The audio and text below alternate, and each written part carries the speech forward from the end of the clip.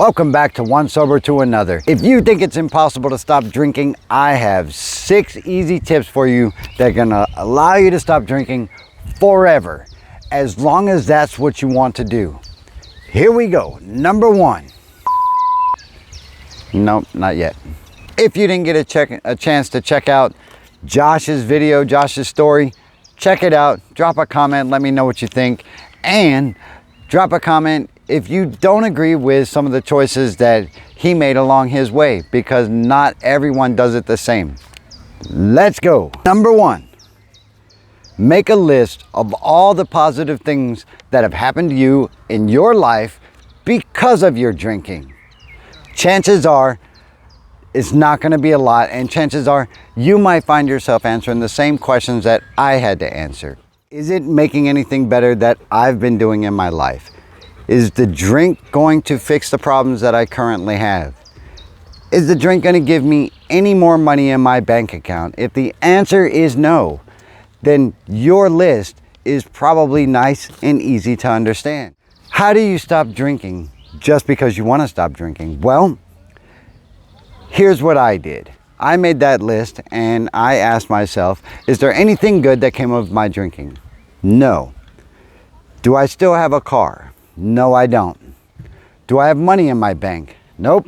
As a matter of fact, I have a negative balance and I have to borrow money on an everyday basis in order to drink again. Do I wake up in a panic trying to figure out when is my next one? If your answer is yes, you might be where I'm at. So as your list grows and grows and grows of nothing that is better because of you drinking, then you are at the point where you can make a conscious choice of, do I want this in my life anymore? Is it gonna make anything better? Is it solving any of my problems? That is the key to not drinking anymore. Because once you can answer that internal question of, is it helping my life or is it hurting my life? Is it helping my wife or is it hurting my wife? Whatever your case is, if that negative choice is what you lean towards, then chances are you're an alcoholic, and these are the ways that you can prevent yourself from going towards that next drink without having to go through the cravings and the agony of making that choice and possibly making the wrong one. Now, here we go. Track your finances. Track your finances for a month. If at the beginning of that month you start out with $100 and at the end of that month you have minus $100, chances are you're going to want to keep your bank account fat, and by not drinking, you'll be able to have a positive income and not have to worry about paying your bills at the end of the month. Ask your family and friends if there are problems with how you drink. If the impact that your drinking has on them is in such a negative way that they don't even want to be around you, perhaps making that choice will be a little bit easier, because looking at yourself from someone else's eyes is more times than not a better way to see what is really going on versus what you think is going on, because that drink is controlling the way you think. Next, assess your motivation and your health levels. During my drinking career, in my drinking history, 23 years, I found myself lethargic, I found myself not wanting to do much, and I found myself just wanting to stay at home and watch TV. My health was declining on a regular basis. My son didn't want to talk to me, and that goes back into that last thing.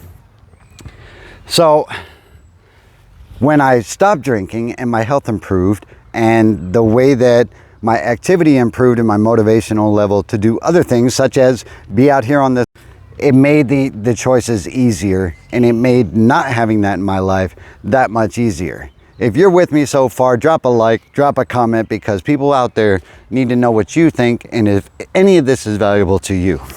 Last, now, what are some resources that can help you?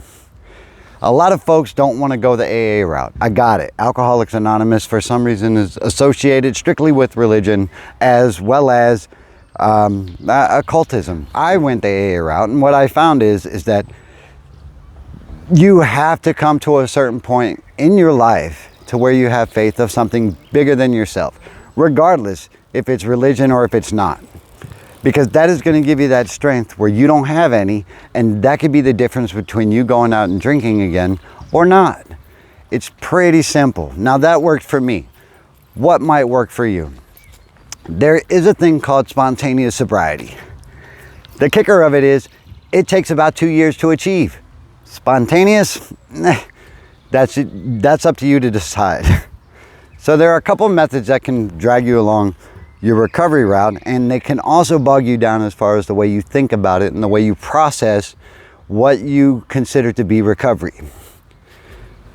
As long as you make milestones for yourself that are able to be achieved and that are realistic for you to achieve without overburdening yourself or stressing yourself out further, then you, yes you, can get sober, and you can get sober now and you can stay sober now. If you've gotten anything from this video and my rant, again, smash that like button, drop a comment, hell, take a chance to subscribe to the channel if you want to. I'm Wayne, I'm an alcoholic, and guess what, folks? Life's a garden, dig it, and I'm gonna see you in the next one. Have a good day. Bye-bye.